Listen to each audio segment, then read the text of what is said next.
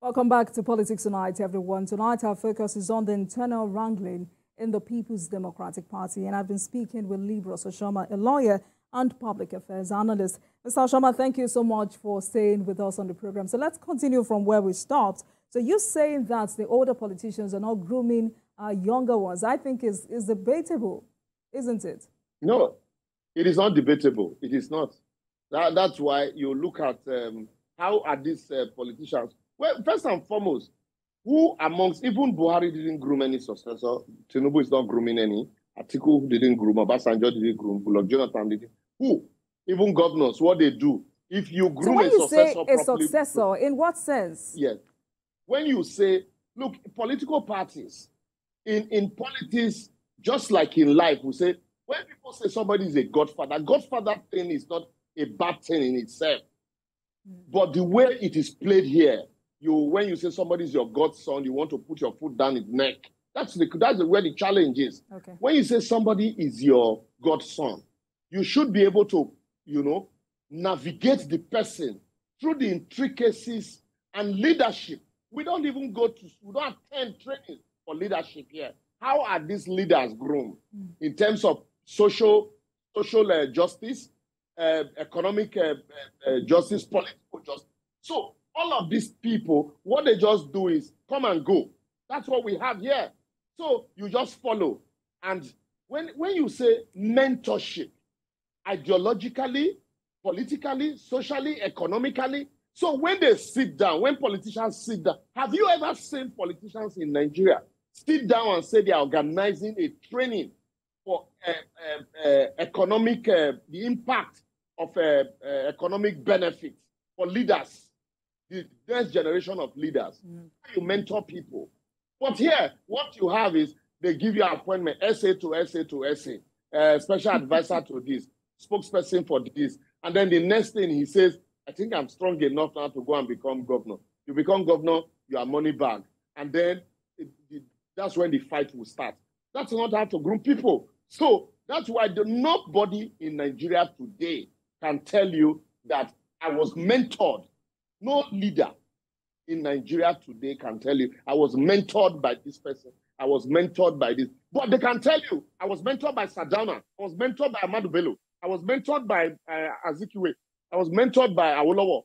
But today, none of them, those people that were mentored, they can't tell you who they are mentoring. Okay, so let me give you this example. The Vice President, Kashim Shettima, and Governor Zulum. What do you call that? That's not mentorship. The Vice President never even said he mentored Governor Zulum. He said he appointed Governor Zulum. Does he need to say it, Mr. Liborous? No, wait, let's break it down. He appointed Governor Zulum. Governor Zulum is who he is. He's a good man. He's an upright person. And that is who he is. It is not because the Vice President mentored him to be a good man or to be a political leader. He was already a professor before you gave him a commissionership appointment. And he turned out to be a good man amongst his commissioners. And he felt, okay, this man is good. He can handle the state well. Not that he mentored him or he taught him anything or he trained him on leadership. He could have as well turned around to be, what do you call it, the fight between former governors and the governors, the way we see them. Let me tell you, some persons who served in Oshomole's government said when Godwin Obaseki, some persons have accused me that anytime I discuss, I must always go to Edo State. I'm from Edo State and they say charity begins at home. Some persons said when Governor Obaseki was economic advisor to Oshomole, if you see him and Oshomole, if Oshomole is sitting, he will sit.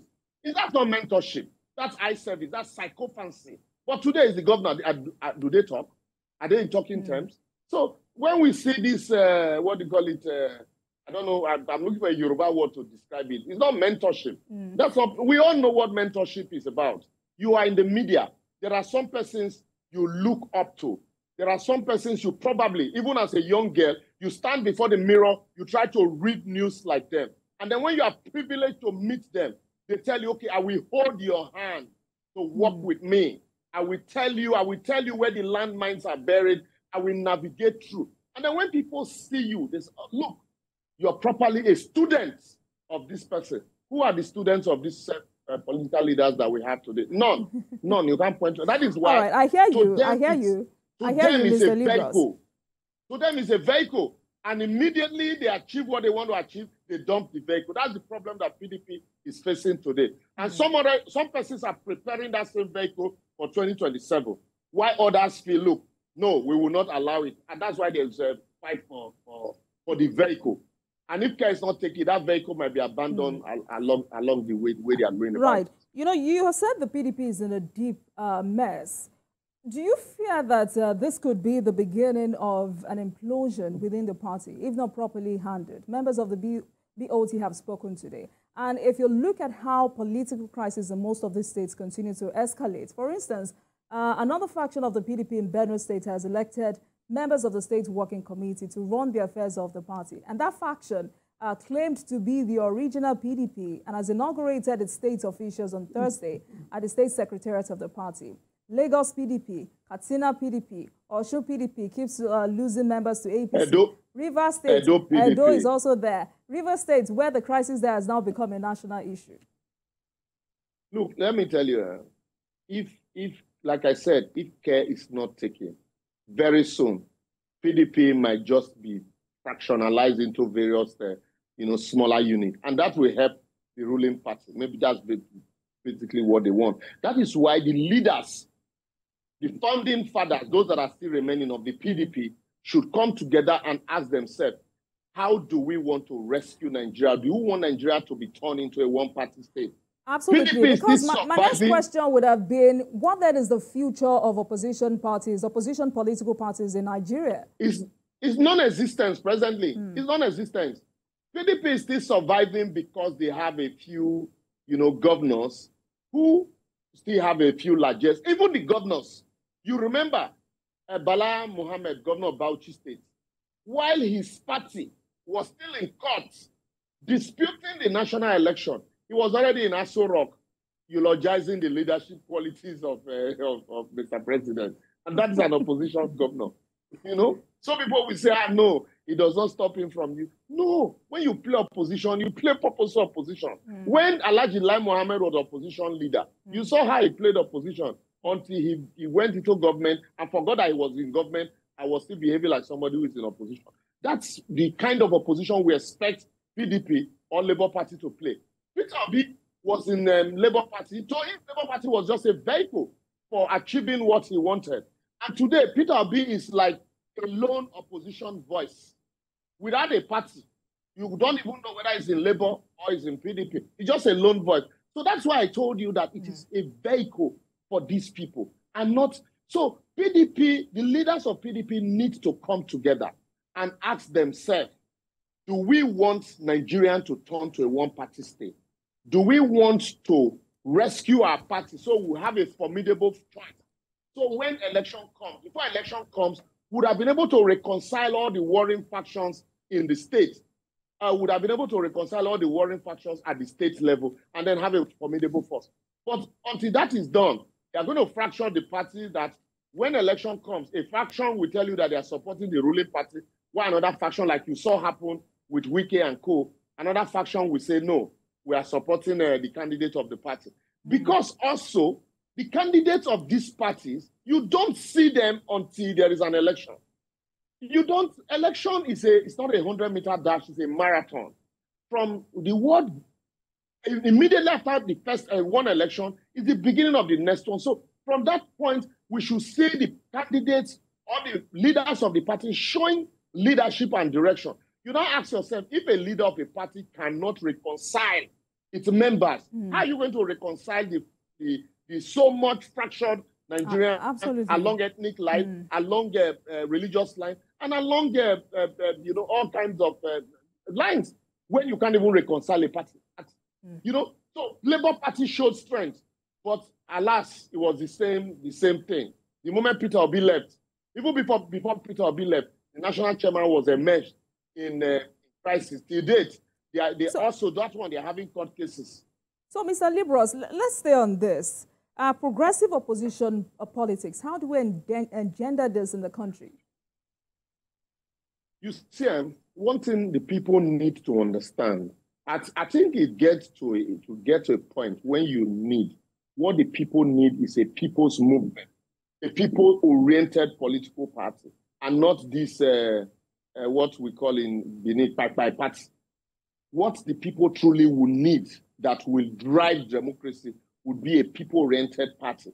Because now we have seen clearly that these people just jump from one party to the other. And then secondly, I've said this consistently, and I cannot stop saying it.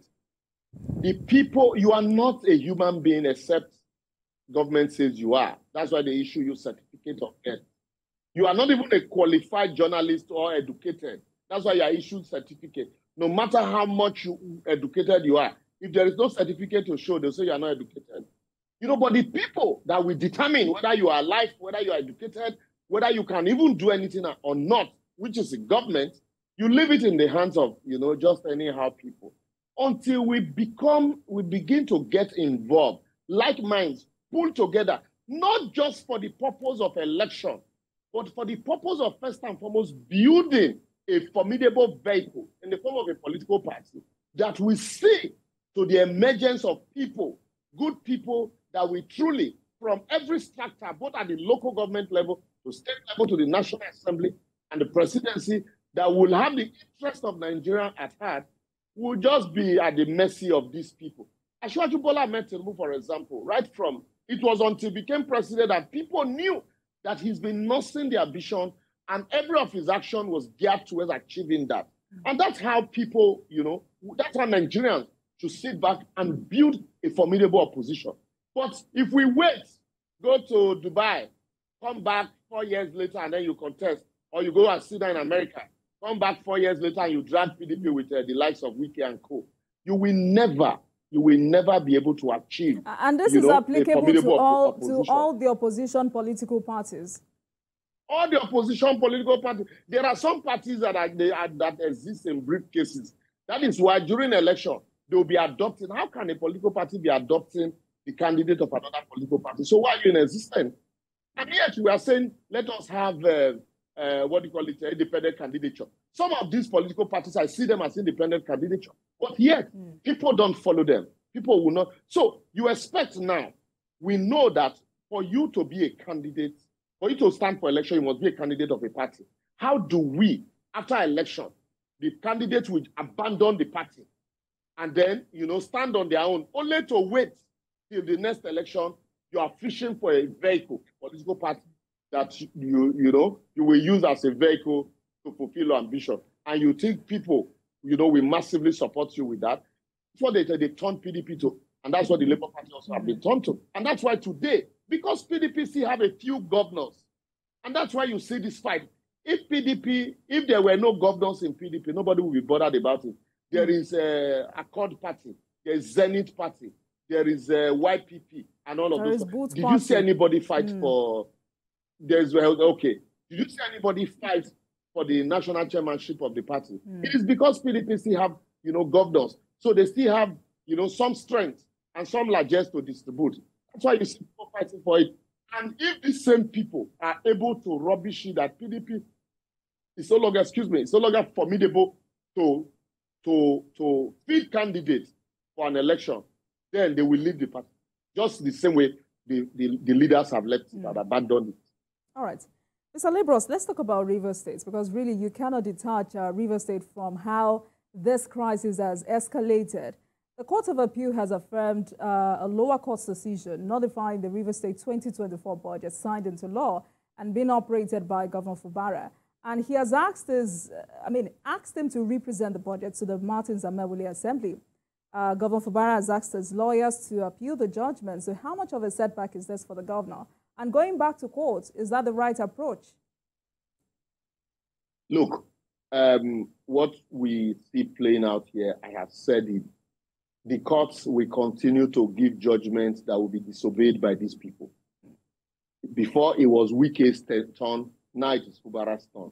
You remember in 2015 or so, when Wike became governor, the court gave an order restraining him from sacking the existing local government, duly elected local government chairman.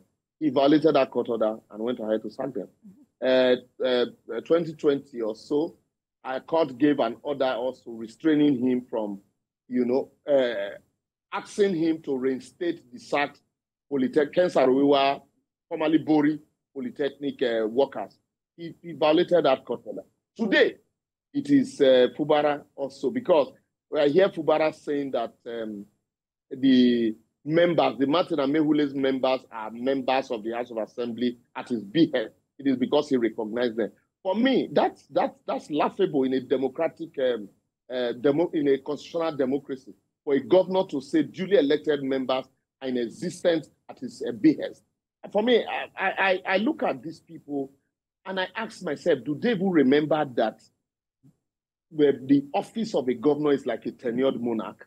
Maximum 8 years, you are done. And what will you be remembered for? Just like Wike today, what is he remembered for? All those bridges that he was building. When I even said that, look, you are building bridges, there are no jobs. You have a massive youth unemployment. People say, leave it. After all, he's not taking the money abroad.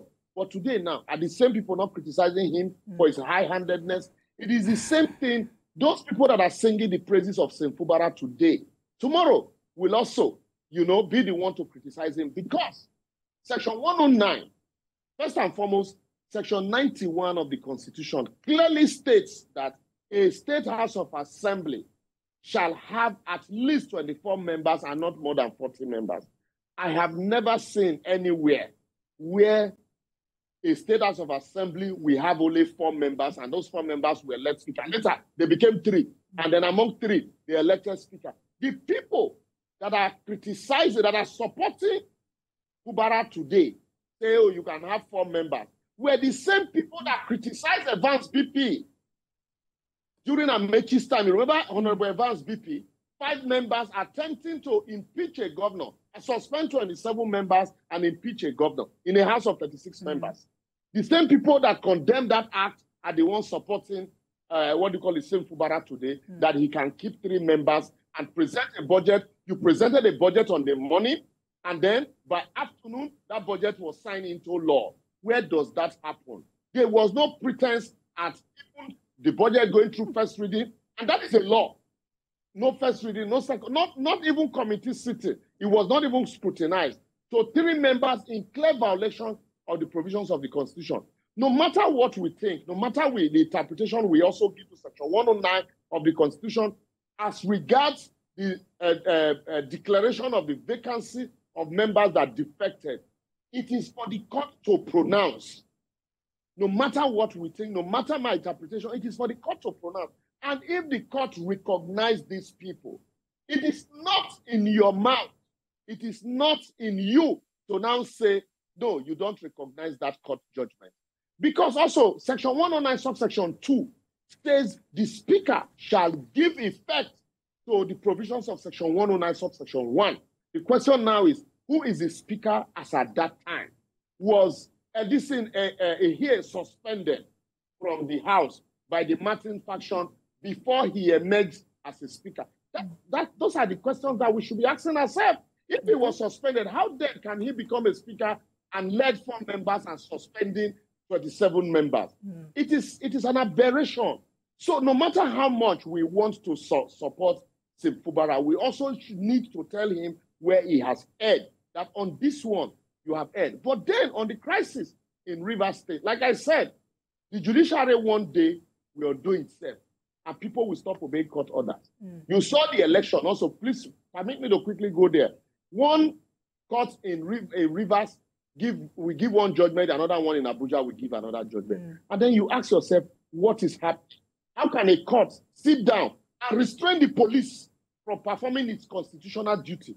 The same court that will tell you that a State House of Assembly that is in the process of making law cannot be restrained from making that law. You wait for the law to be made before you can challenge it.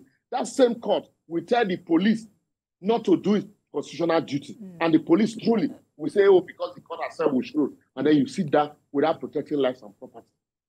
So these are the challenges. That is why they now select and pick and choose which order to obey and which order not to obey. And then another thing is, if you remember when the president convened a meeting of all the warring parties, and the resolution or whatever executive order was signed, and parties were asked to go withdraw or suit in court. The Martin Amehule faction did not withdraw the suit before Justice Omotosho, which is what the Court of Appeal has obeyed today. The faction did not withdraw the suit, but the same Fubara faction withdrew all their counter affidavit in that matter, now leaving the main originating process in the case. And it's on the strength of the originating process that the court went ahead to decide the judgment that the suit was unchallenged. And so if you now say you are going to Supreme Court, on what basis are you going to Supreme Court in a matter where you did not you filed an affidavit and you withdrew the affidavit? So you're saying going to the Supreme Court would be a waste of time? It's an effort in futility, because what are you going to challenge? You did not file any counter affidavit. If you file a counter affidavit and you withdrew them. So what are you going to tell the Supreme Court? That it should give you an extension of time within which to file? A court of last instance should determine a matter that you voluntarily on your own withdrew a counter affidavit from. So what are you going? For me, going to Supreme Court is simply to delay the process of recognizing those members. It happened in Edo.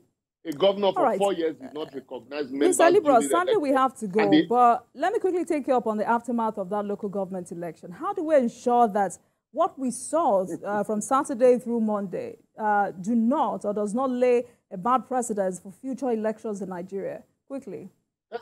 First and foremost, we need to go look back. The judiciary must caution itself the way we give orders and counter orders. The judiciary must caution itself. Secondly, I had warned somewhere that if at all we can even take away election and post-election cases from the court, but because cases will always go to court, we need to now go back to the Waste Panel report to ensure that before any governor is sworn in, any elected official is sworn in, the election would have been conducted and the legal processes determined. Concluded. Okay. Once that is done, once all the cases but many wonder how realistic that is. It is realistic. The way you can make it realistic is to simplify the process by employing technology to conduct election. When you employ technology to conduct election, all of us will see it. There's no need waiting for INEC to come and count manually the results that have been uploaded and posted. What is telling us that IREV is for viewing?